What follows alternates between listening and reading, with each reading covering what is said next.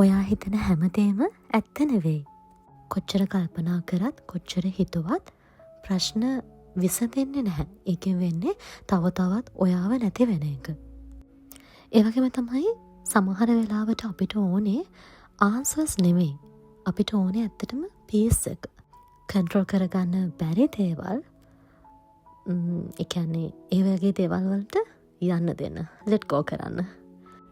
හැමදේම හරි කල්පනාවෙන් හරිම කාම් ඩවුන් එකේ ස්ලෝලි තමන්ගේ කැමති විදිහට ලයිෆ් එක එන්ජොයි කරන්න.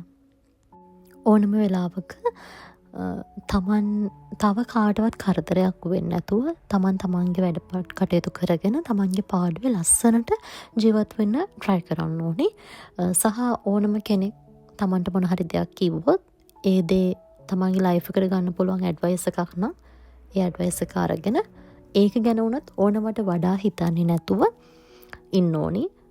තමන්ගේ ජීවිතේ හොඳ දෙයක් හෝ නරක දෙයක් මොනම දෙයක් වුණත් තව කෙනෙක් කියනවා නම් ඒකේ හොඳ අරගෙන නරක අයින් කරලා ඒක එතනින් ඉවර කරන්න ඕනි.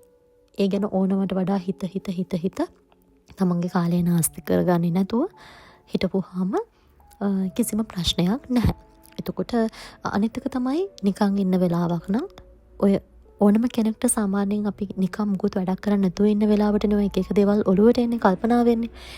එහෙම මොන හරි දෙයක් ගැන හිතීගෙන එනවා කියලා දැනනකොටම මොකක් හරි වැඩක් කරන්න. චිත්‍රයක් අඳින්න. ඒකත් හරි ලස්සන දෙයක්. මම වුණත් ඒක මම දැන් පටන් අරගෙන තියෙන්නේ. ලස්සන චිත්‍ර අඳින්න බැරි වෙන්න පුළුවන්. හැබැයි මොන හරි ඩ්‍රෝවින් කරන්න.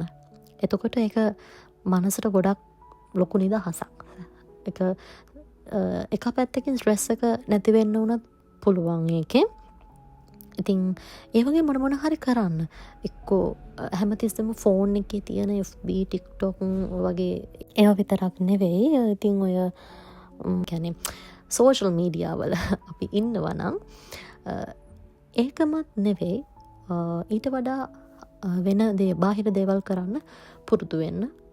දැන් අපි ෆෝන් එකේ මෙල්ලිලා හිටියොත් සමහර වෙලාවට අපිට පුළුවන් දෙයක් ගැන හිතනවා කල්පනා කරනවා ගිහින් දැන් ලව් එකක් ගැන හිතුනොත් අපි එයා ගැන හිතනවා කල්පනා කරනවා.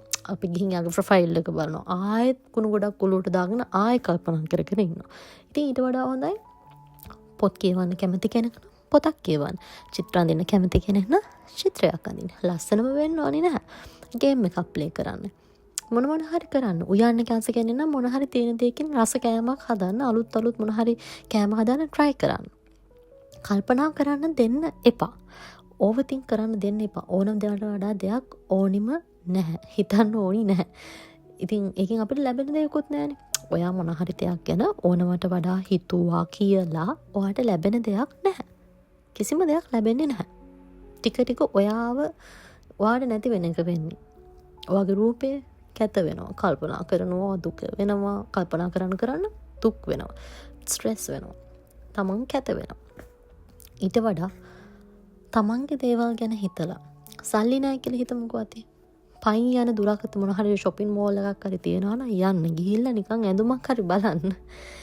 එහෙම හරි තමන්ගේ ස්ට්‍රෙස් එක රිලීස් කරගන්න ඕනේ. මොන හරි දෙයක් ගැන හිතන්න ඕනේ කියලා හිතුවොත් මෙහෙම හිත ඉන්න එපා. අනිත් එක තමයි තමන්ම අහන් ඉන්න පුළුවන් කෙනෙක් එක්ක කතා කරන්න. අහන් ඉන්න පුළුවන් හොඳ කෙනෙක් එක්ක කතා කරගන්න, අදහස් ෂෙයා කරගන්න.